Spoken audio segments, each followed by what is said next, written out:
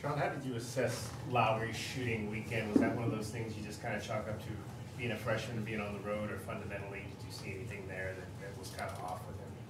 No, I don't think Lowry got enough good looks in either game. I credit both Oregon State and Oregon for doing a really good job of knowing where he's at and challenging his shots and making it more difficult to get him the ball in the scoring area. But we have to do a better job as a team and as a coaching staff of being able to free him up as best we can and give him good looks.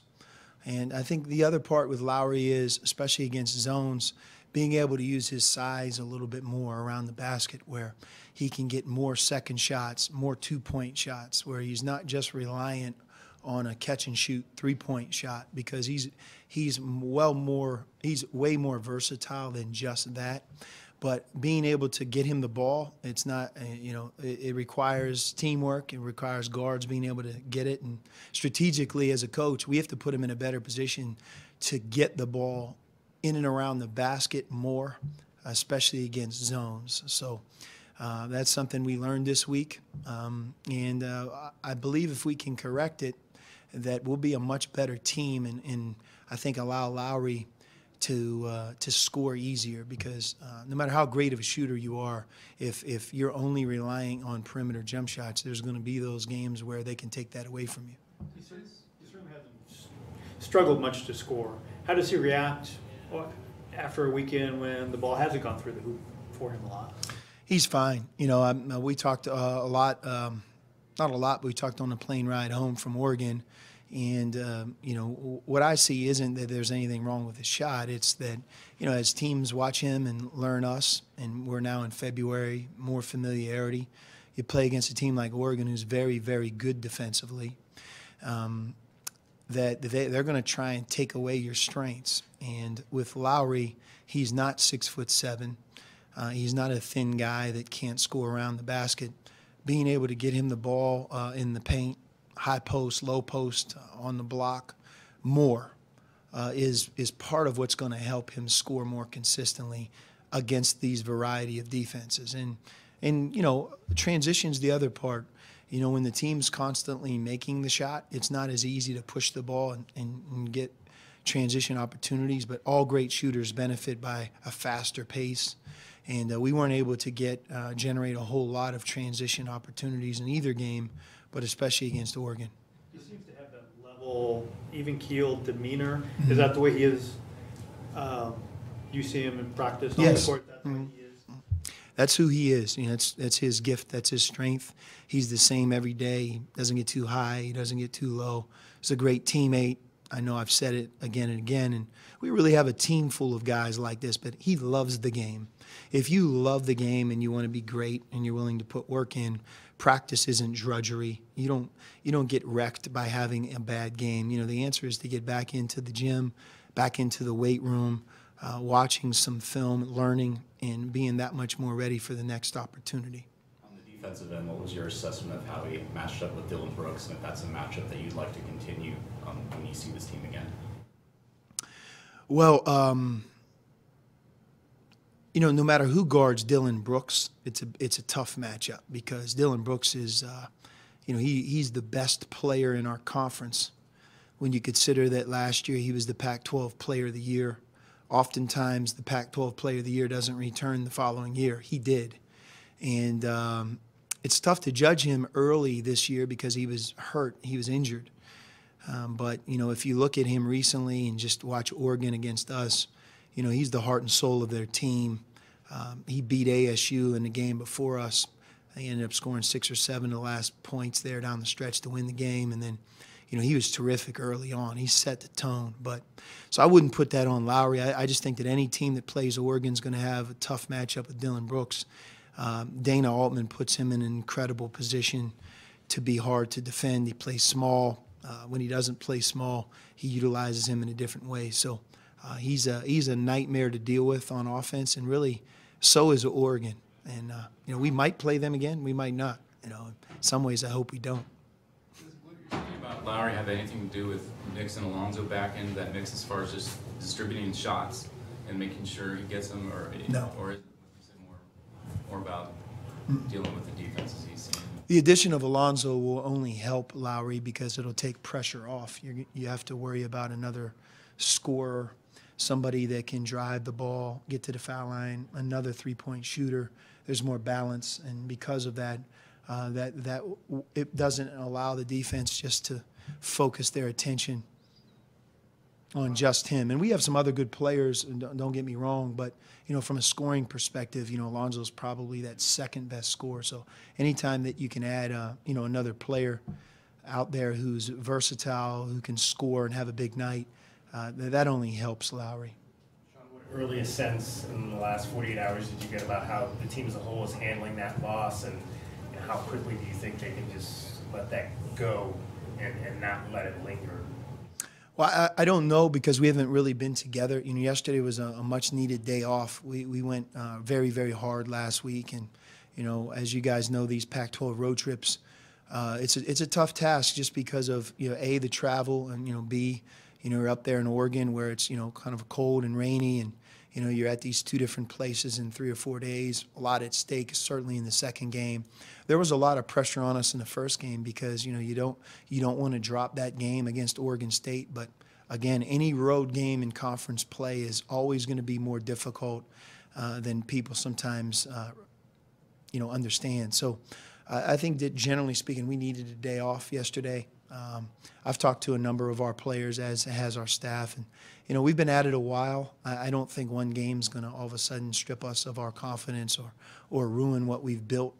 But when you get beat as bad as we got beat, you certainly worry about that. We don't want any carryover from the last game into the next game, and if we have any carryover, we want it to be the lessons learned, the good carryover. So we'll work hard to establish that here today and tomorrow.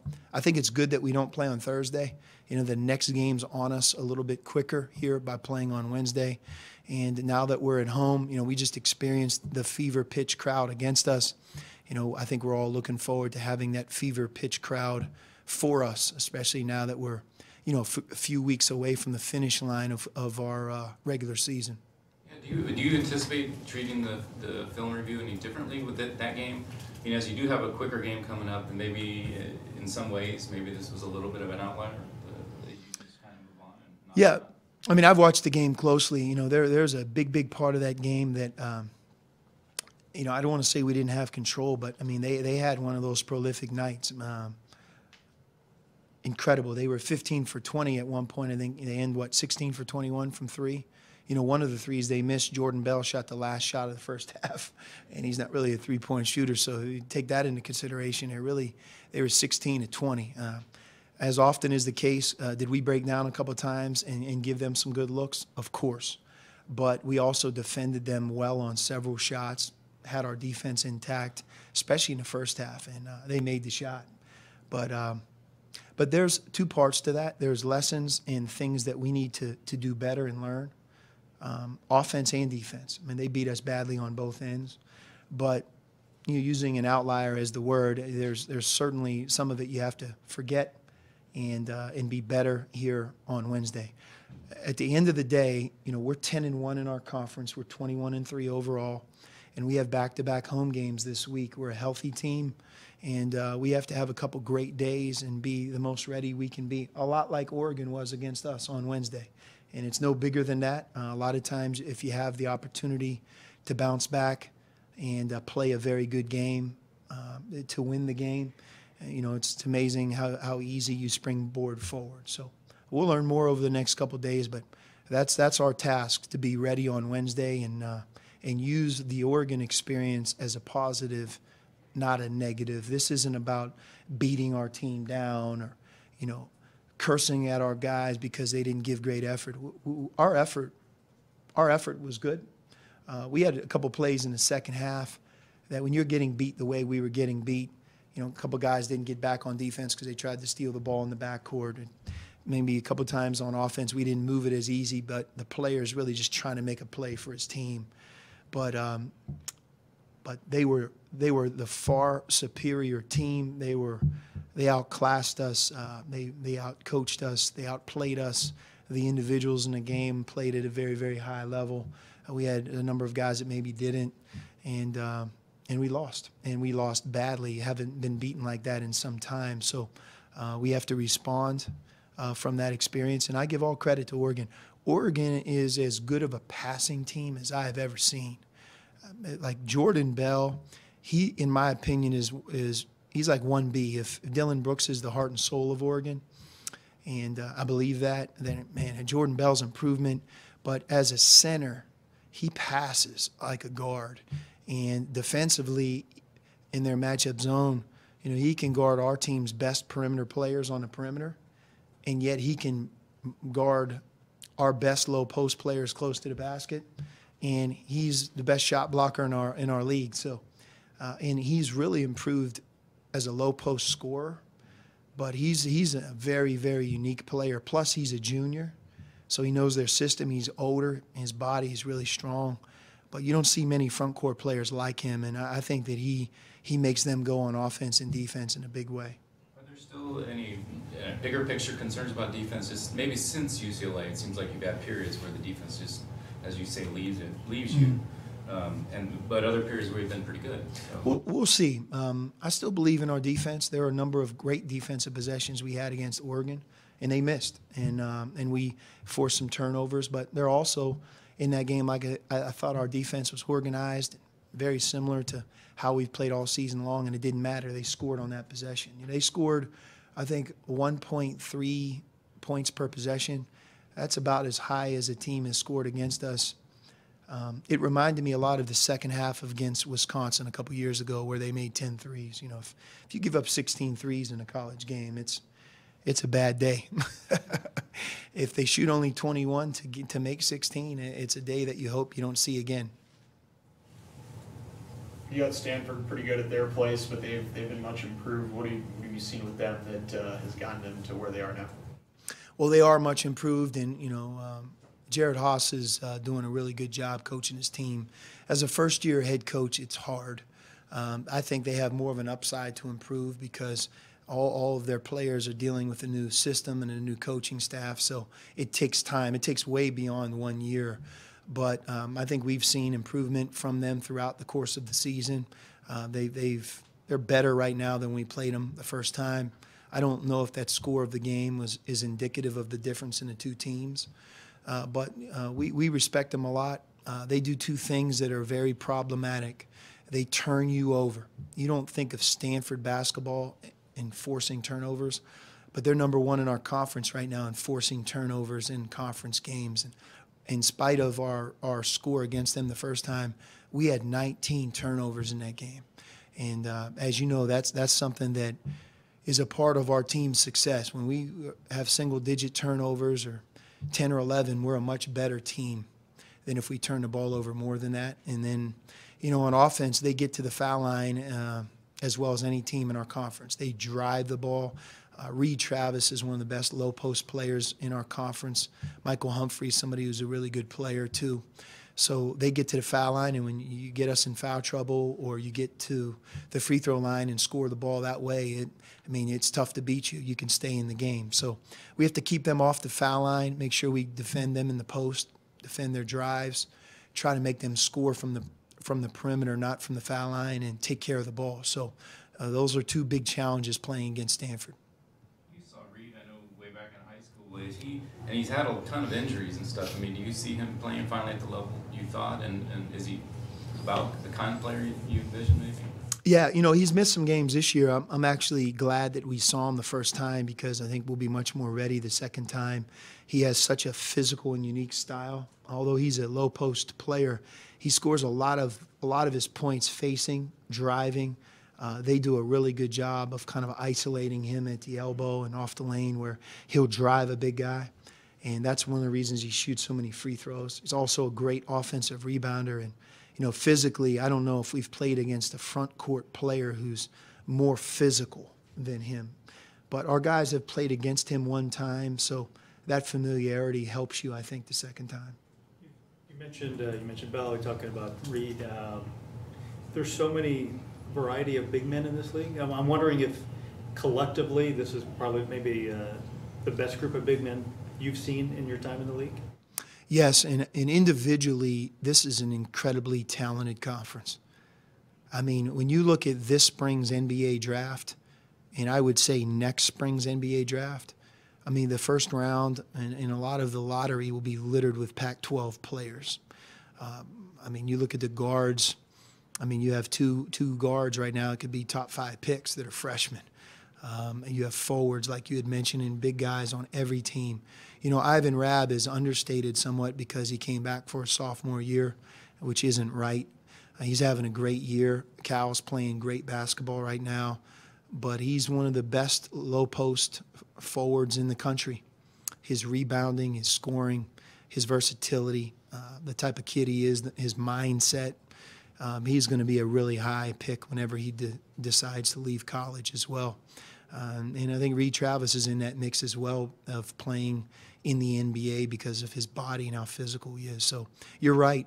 Every team that we play, you know, Oregon has quite a few, and I really think Oregon State, I mean, they're so banged up. If you look at two of their sophomores, Eubanks and Stephen Thompson, you know, when Trace Tinkle comes back, he's a really good player as well. So you're right. There's a lot of talent, and we have a lot of good players as well. So that's what makes the Pac-12 so good this year. And if you look at how it's lining up, I think we have a chance to almost have half of our conference in this year's NCAA tournament. But 2 or certainly 3 teams as high seeds in the tournament. And it'll be interesting to see how it plays out. But it's night in, night out. It's very competitive, as competitive as any year that I've been here. And I'm not a newcomer anymore. This is year 8, so 8 Pac-12, Pac-10 seasons. I think you have a pretty good feel for the conference now. Sean, with that said about the big man in the league, how happy are you? How do you feel about your interior defense, and what do you want to see improve there as you go down the stretch? Well, we challenged our big guys after the Washington week to be better. We got away from being a good low-post defensive team. The ball got in the low post way too easy. We gave up too many points against both Washington and Washington State, and that hurt us in both games. We worked hard on it, and we were better in both games, although Oregon was such about the three-point shot in drives that low post game wasn't a big part of that game. But against Oregon State, we did a really good job, especially in the second half, of not allowing the ball to get in there and doing a good job on Drew Eubanks. And I think that's a big part of this week's success. We can't let those big guys get the ball deep in the post or get second shots or outrun us. But, you know, we have depth there. Chance and Deuson. Deuson is so much better, so is Chance.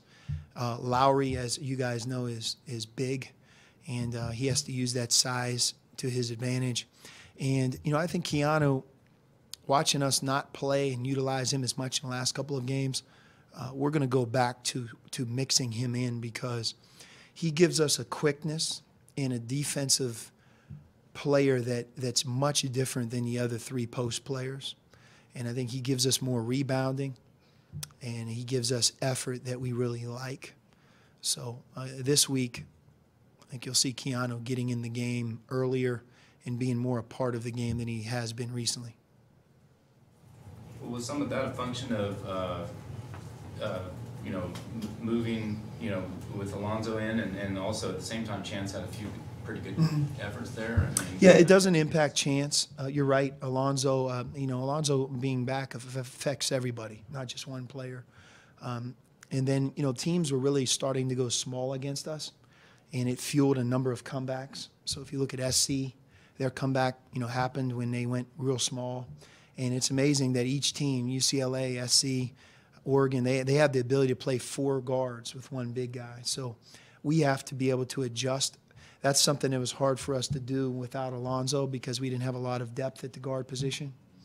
But now that we do, we've sprinkled that in and utilized that. But there are times where that doesn't make as much sense as playing Keanu because Keanu has great quickness on defense. I was wondering, now that you're mostly into the Pac-12, if you look back, you guys did a lot of running around, traveling, neutral games, et cetera, in the non-conference. Has that made a difference one way or another? Because I think next year you don't travel quite as much in the non-conference, and I don't know if you're trying to strike a balance there, or if it makes any difference either way. I think it gives your team great experience. You know, it prepares you for life in the Pac-12 because these trips, you know, they're not foreign to you in January. When you go on the road for the first time in conference play, your team's accustomed to traveling. staying in hotels, going to shoot-arounds on the road, and playing against crowds. You know, our Texas A&M game is a great example. Although it was neutral, it was primarily a Texas A&M crowd. So I look at that as almost another game we played away from home. But no, that's been nothing but a positive. You know, our team's fresh right now. It wasn't like we were beat up or we didn't have energy or we're travel weary, and that's why Oregon put it on us. I mean, they put it on us because they were the far, far superior team on Saturday. And there's no reason to even bother to make an excuse because we don't have one. They beat us like we stole something, as they say. Have you been part of a team either way that lost big early in the season and they came back and won a game or a rematch later, or vice versa, where you won and then lost? Sure, I can't really recall, but you know, to our team's credit, and you guys know this better than anybody. One of the things that we're most proud of is it's been a long, long time since we've been blown out. A long time. I mean, 6 years, I think. And there aren't a lot of teams or programs that can say that. That's a source of pride. But that's not the case right now. We got blown out in our last game. So, you know, it's important that we respond. It's not – I use college football as an example quite a bit because it's so different in college basketball. You don't have a week in between. It's not a 12-game season. It's a 35-game season. You play teams twice, not once, sometimes 3 times. And, you know, you have to bounce back quickly. You know, you 3 days, sometimes 1 day in between. So we have to be ready for a team that we've already played and a team that I think has improved. 2 games this week. Cal, I think, is playing their best basketball of the year.